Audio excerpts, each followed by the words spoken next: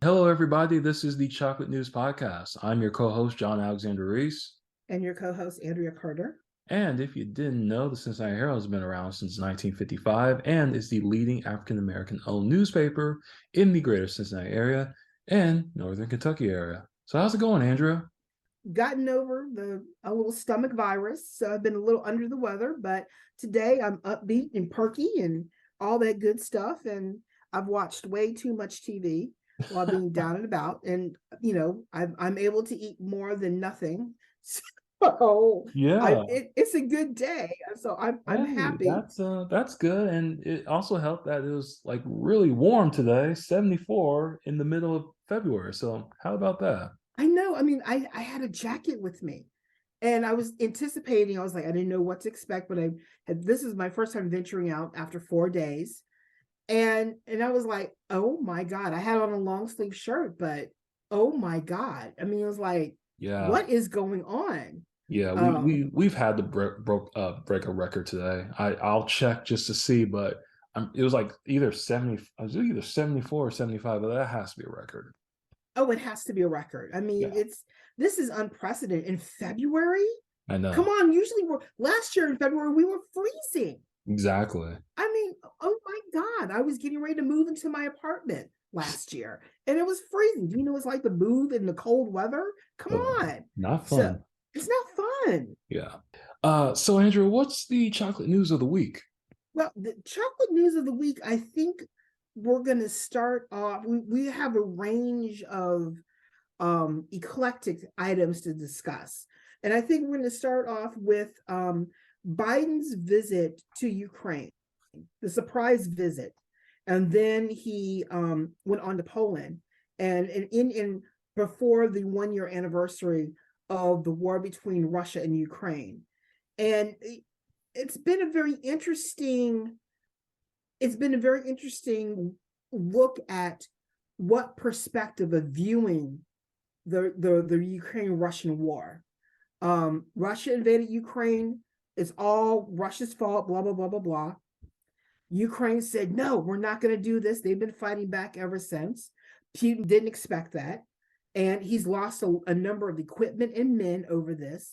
He keeps trying to destroy the infrastructure of Ukraine. Ukraine continues to stand, and I think Biden went over not only to show Putin that the West is not going to crumple up and lay down and let this happen, but I think also America has not led on an issue because of our turbulent times in a long time.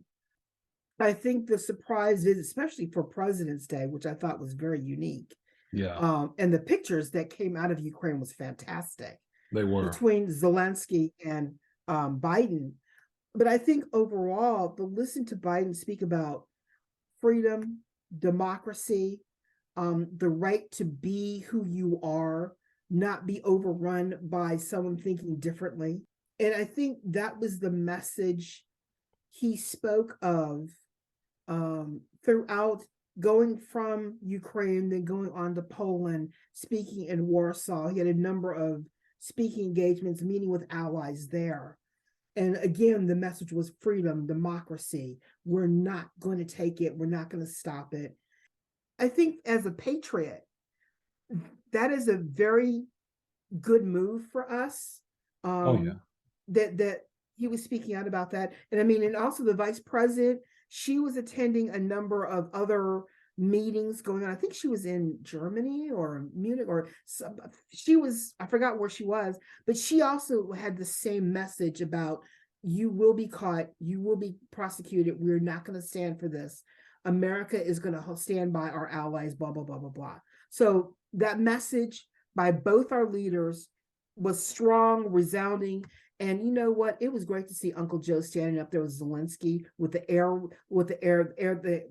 sirens going off, and he's walking down the street. Talk about gumption. Oh Talk yeah. about bold and confidence. I was like, whoa, and the Secret Service was having conniption fits all over the place. Oh yeah. But I think politically it put certain people in their place. But I think also, you know, people saying, well, he's too old, he can't lead, he can't do this. I'm sorry, but if you could do what he did and make decisions, you could lead. Age Most leadership is definitely. there's no age limit to leadership. It's just a matter of how you take a hold of that situation and run with it.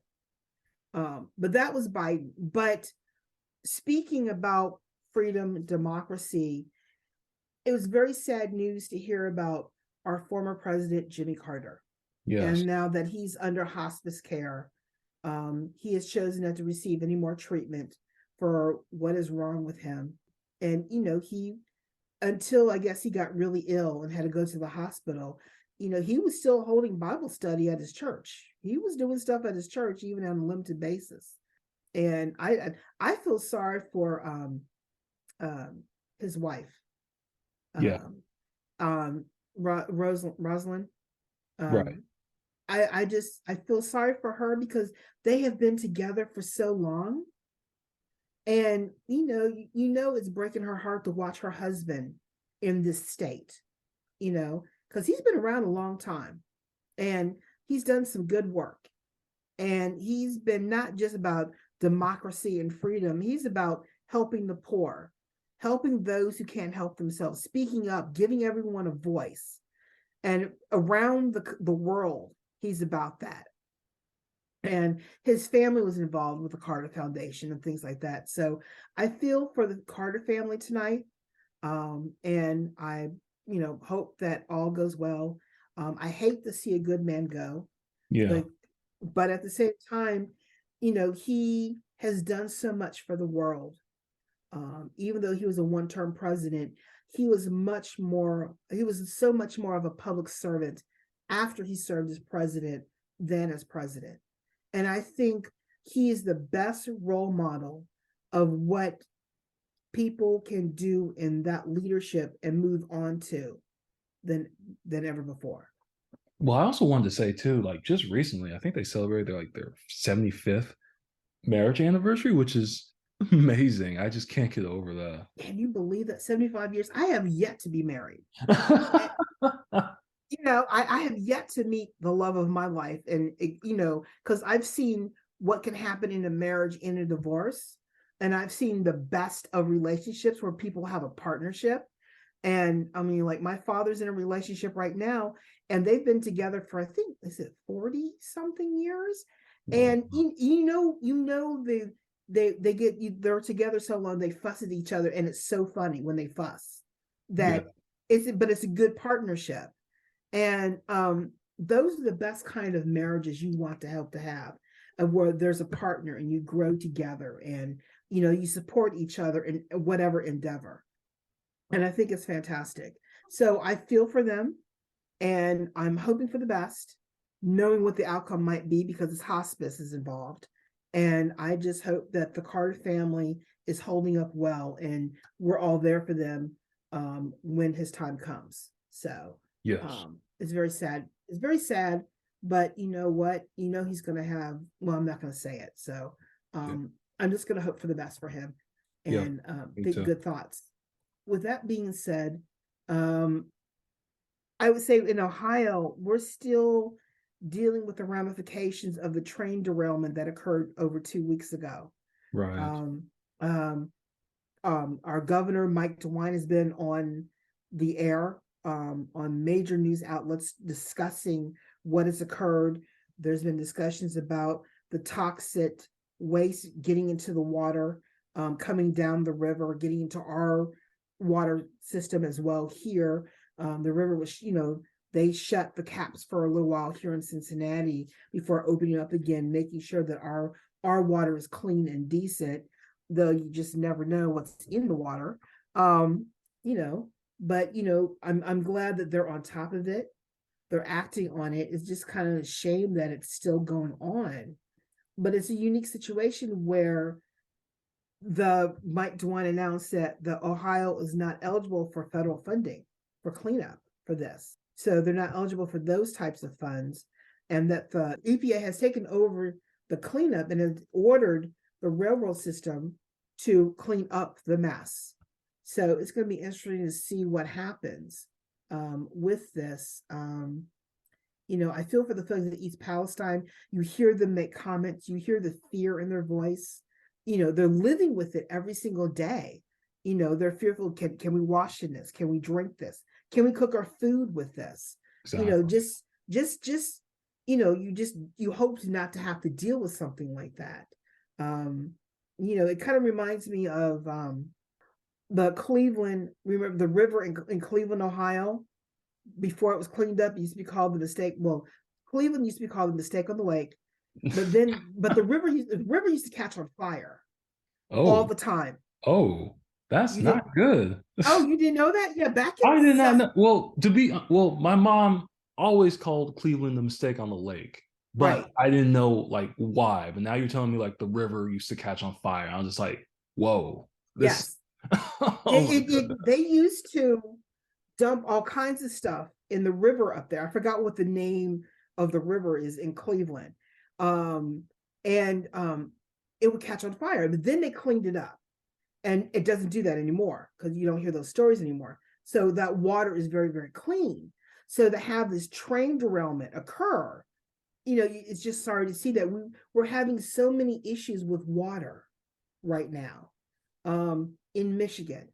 Now we have this train derailment. It's kind of like we have to take care of what we take for granted. Water is something that we need every day to live and survive. And we need to take care of it. It is Yeah, a natural resource that we should not be willing to ruin. We need to keep it pristine because I know what water looks like when it's pristine. When I lived in Pennsylvania, I lived in the Poconos, and the Delaware Water Gap, that park there, that river is pristine. You can't, you can only boat on it. You can't have a motor vehicle go through it or anything. And that water is so clear, and the fish, the freshwater fish. Well, I shouldn't say freshwater, but the fish in the river was wonderful to catch and things like that. And you would see the bears go and try and drink, and the deer and everything else. So it's a wonderful place for nature because it's so pristine. And to see our water not be pristine, I'm not an environmentalist, but I am an advocate for clean water, for green space, i.e., grass areas. I have a friend who is an environmentalist and believes in the greening of the planet. And having lived in the mountains, I understand all of that, why we need it, why we need to be extra careful about recycling and things like that. So, I try to recycle as much as possible. I try to do my due diligence and not let the water run too much, or do my share to save the planet. And I think with this train derailment, it's a reinforcement of do what we can to keep all of our natural resources clean, clear, and not taken advantage of. Even though there are other people who would. So yeah, going off at another wave of affecting the neighborhood, Cincinnati had a bout of gun violence over the weekend. yes. Oh my goodness. Which it was kind of sad because we were doing so well in January. We barely had a shooting in January with the cold weather, and then things start heating up. And so when things heat up, you have activities heat up. And unfortunately, we had a shooting Monday night in Avondale.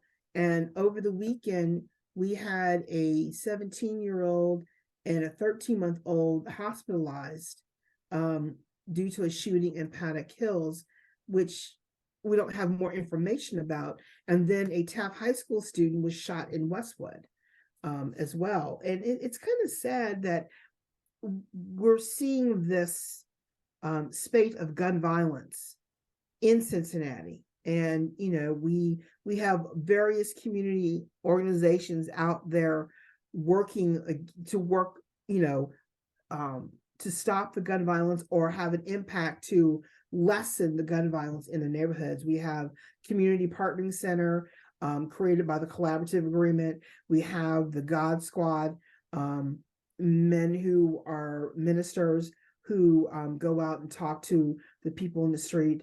And then we also have Mitch Morris is in with, I think, the Phoenix group. He's out there as well. And, with the Community Partnering Center, they have their community outreach advocates out there in the street in their orange shirts. They respond to fatalities, to talk with the crowds, even if the crowd gathers. They help they help ease the emotions in the crowd. And then they're their counterpart, the community engagement specialists, who help neighborhoods work on safety issues to have an impact and problem solve. And, you have to commend these people who do this work, because it's kind of sad our young people are not being taught enough about crisis management, how to handle their emotions, how to not pick up a gun, but instead address the issue and make the gun the last resort than the easy resort. Which to say is, I don't understand that type of thinking. I was always taught to, fight with your mind, fight with your fists. If someone hits you, you hit back. But I guess today that means that if they hit you, they mean a gun. The definition has changed, I guess. And, I don't understand that, but at the same time, I understand the culture. I understand that we have a certain segment of our society that are in survival mode. And because they're in survival mode, they're going to do what they can to make money, pay their bills, put food on the table for their families. And somewhere along the way, our young people have not been taught how to handle anger, how to resolve a situation. And basically they're taught, do what's easy. It's easier to pick up a gun than it is to handle yourself and handle an argument. It's either shoot first, ask questions later type deal, which is kind of sad. It's very sad. But it's not just, even though there's everyone, when they speak of gun violence, they speak of the shooting in the streets and everything. But there are a number of shootings that occur because people have guns in their home, or people are carrying guns in their cars, and the theft of auto has gone up in the city because kids are spotting people who have guns in their cars and they're taking them. And a lot of these guns are showing up at these shootings now. And so we have to deal with that. If you're going to be a responsible gun owner, keep your gun secured. And I think the city of Cincinnati just passed a law requiring everyone who has a weapon to have it secured, whether it's in a holster or in a lockbox or a something. So if you're carrying it with you, you have to have it secured at all times. And if not, then I don't know what to tell you. But it's kind of sad that we're going through this. I know our numbers were high last year, and we just need something to calm it down, even though it's happening around the country. And you see this equated with other acts of violence going on with the mass shootings and others. So everyone feels they need to be protected. But when is enough enough? When do we start saying no to this? And I just want to mention that on Thursday, February 23rd, Councilmember Mika Owens is going to host a special committee meeting of her Climate, Environment, and Infrastructure Committee to take a look at the public health response to gun violence. And she's going to have a number of members of the medical community, including a representative from the police department, to talk about gun violence and how health-wise it's having impact on the community.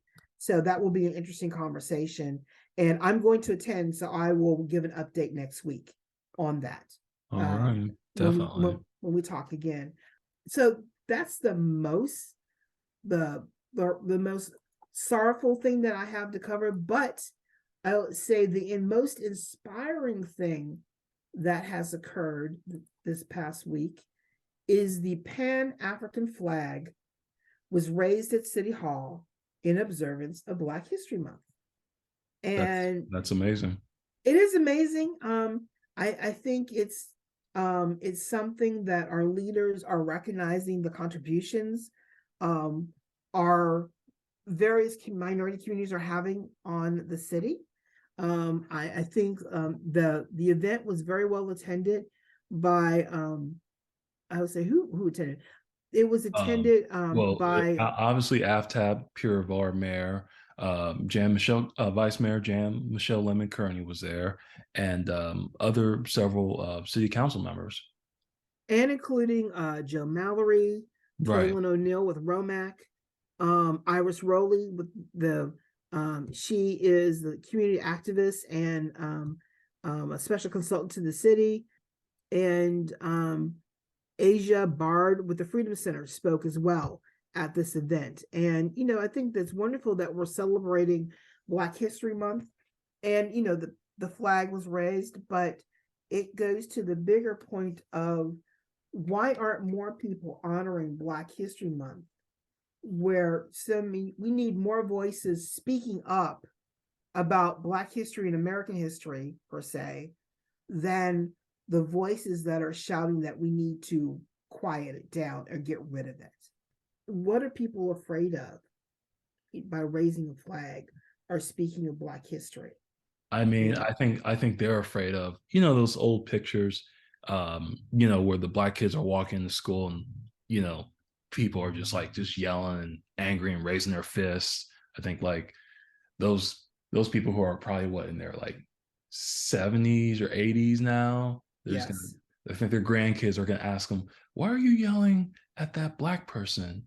He or she's just trying to go to school. I was just like, they just don't want to admit how they were on the wrong side of history and how hateful they were at the time. yeah, and That's what they're afraid of. yeah, I mean, they're afraid of that. A number of our historical figures invented the traffic light and helped Yeah, to improve the light bulb.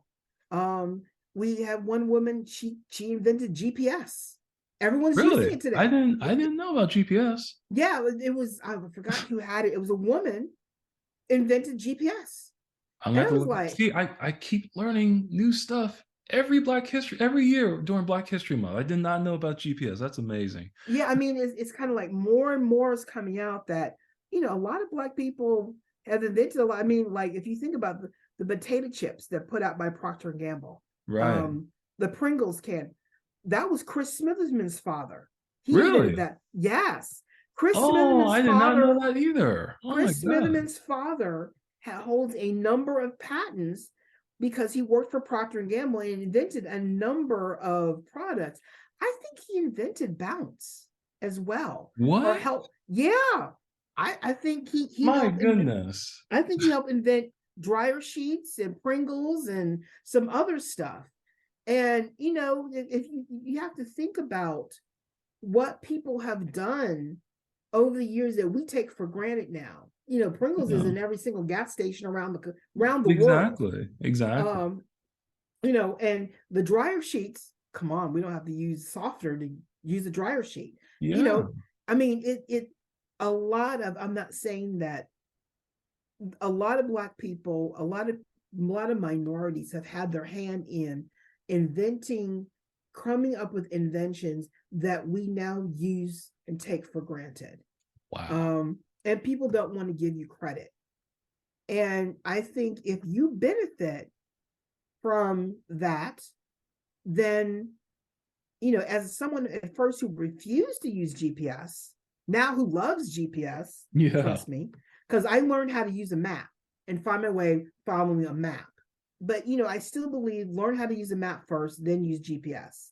Because that way, how the world works. You know how, downtowns have one-way streets, and, if one street goes one way, the street's going to go another way.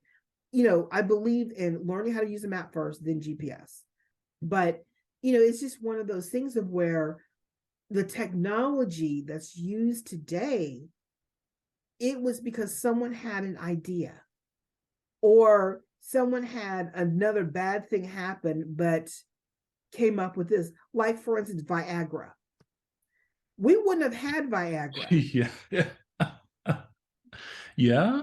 And I don't know if it was created like a Black person or not, but I'm just saying that it's something that men rely on a Yeah. lot for Yeah. various reasons. Yeah. But Viagra came to be known because originally it was supposed to be a heart medication.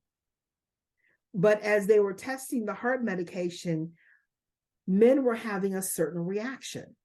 Mm-hmm. And it ended up they stopped it for that one thing and started testing it for this.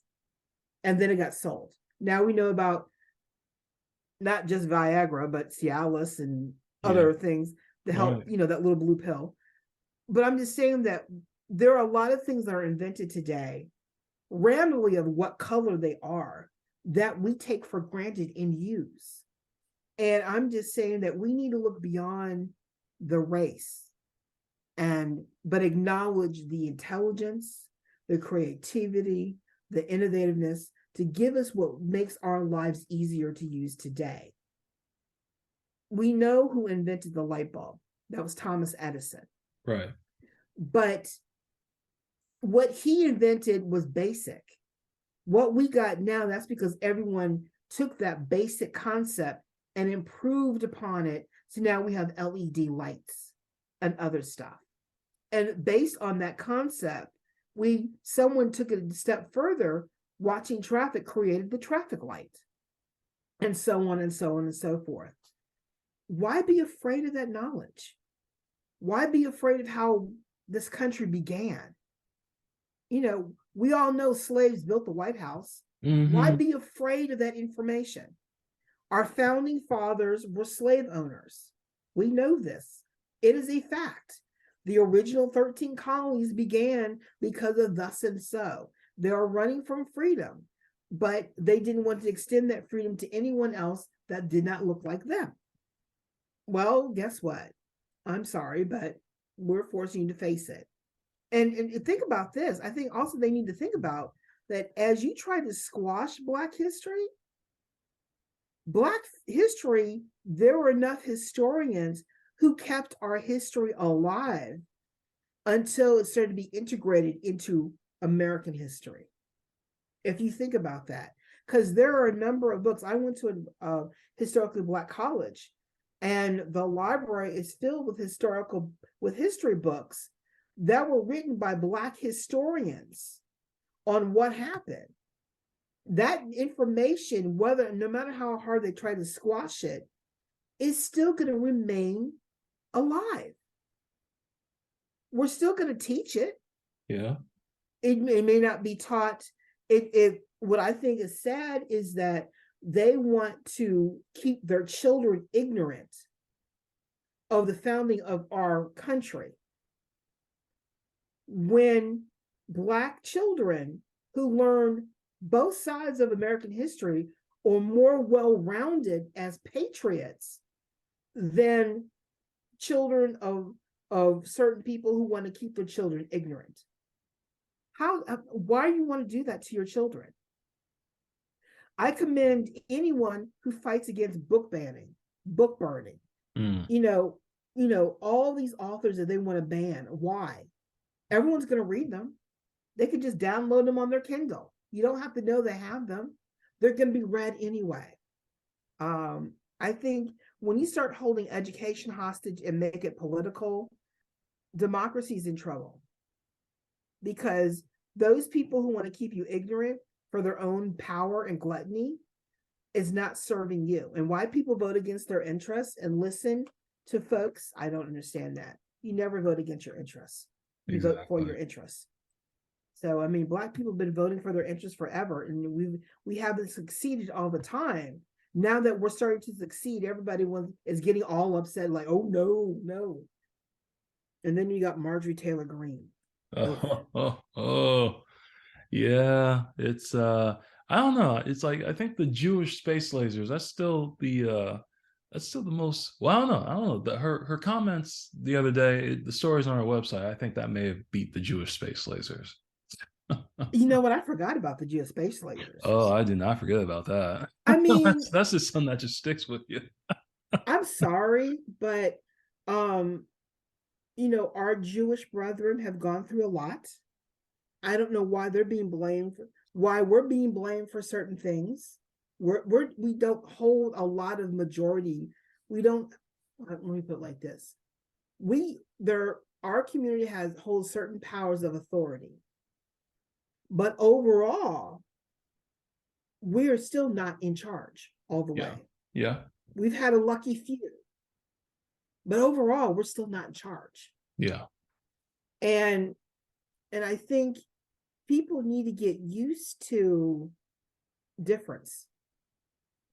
And if you look throughout history, when people try to isolate themselves, they started destroying themselves until they integrated other DNA into their system and they blossomed. Mm-hmm. People are not meant to isolate. They're not meant to stick with one. I think we're all supposed to intersperse with each other, because that freshens not only our genetic material, that makes us connected some way. Yeah. I think a lot of people are having fertility issues. That's because we stuck to one way for so long. We're hindering our development, our evolution, unless we mix. Yeah. Some people will get mad at me for saying that. As a biracial child, I see the benefit of it. And I just think, it's basic genetics, it's basic science, actually, if you think about it. You've had people like there's a certain group in the Middle East that intermarry.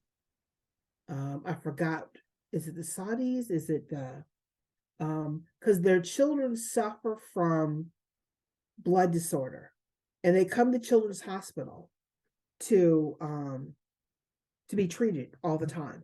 Mm-hmm.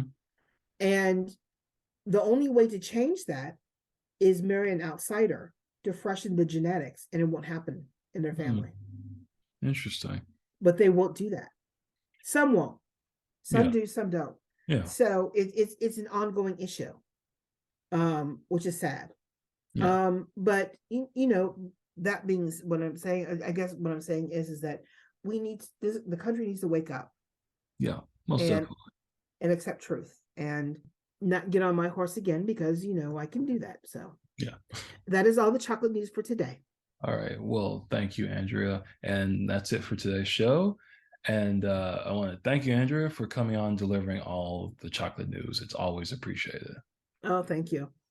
Well, folks, you can find more information about today's topics and past podcast episodes at www.thecincinnatiherald.com, the Sesh newsletter, or on our social media. We're on Facebook, Twitter, Pinterest, Instagram, and LinkedIn. And make sure to subscribe to our podcast on your favorite podcast app. Our podcast is on Apple, Spotify, TuneIn Radio, Amazon, YouTube, and Google Podcasts. In addition, the Cincinnati Herald is now looking for news, distribution, and delivery agents. Please contact our publisher, Walter White, at 513-680-7076 for more information. I'm John Alexander Reese. And I'm Andria Carter. And have a good day.